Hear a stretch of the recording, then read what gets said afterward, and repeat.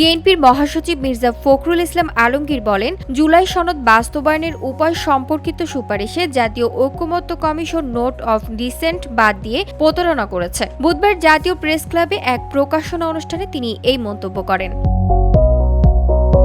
মির্জা ফখরুল বলেন, গতকাল জুলাই সনদ বাস্তবায়নের উপায় সম্পর্কিত সুপারিশ দিয়েছে ঐকমত্য কমিশন। বিএনপির নোট অফ ডিসেন্ট লিপিবদ্ধ করার প্রতিশ্রুতি ছিল সনদে, তা বাদ দেওয়া হয়েছে। এর মাধ্যমে জনগণ ও রাজনৈতিক দলগুলোর সঙ্গে প্রতারণা করা হয়েছে। এগুলো দ্রুত সংস্কার করা প্রয়োজন।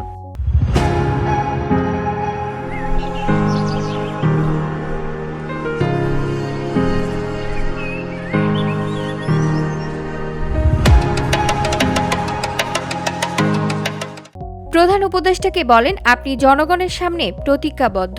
যেটুকু সংস্কার দরকার সেখানে করে নির্বাচন দেবেন। গ্রহণযোগ্য নির্বাচনে যে সংসদ হবে সেই সংসদ সব সংস্কার করবে। এর বাইরে গেলে তার দায় দায়িত্ব বহন করতে হবে ডক্টর ইউনূস সরকারকে।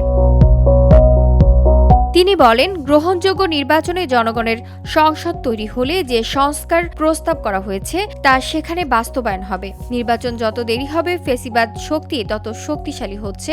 যারা এনার্কি দেখতে চায় তারাই নির্বাচন পেছানোর কথা বলছে। VOD Bangla news desk.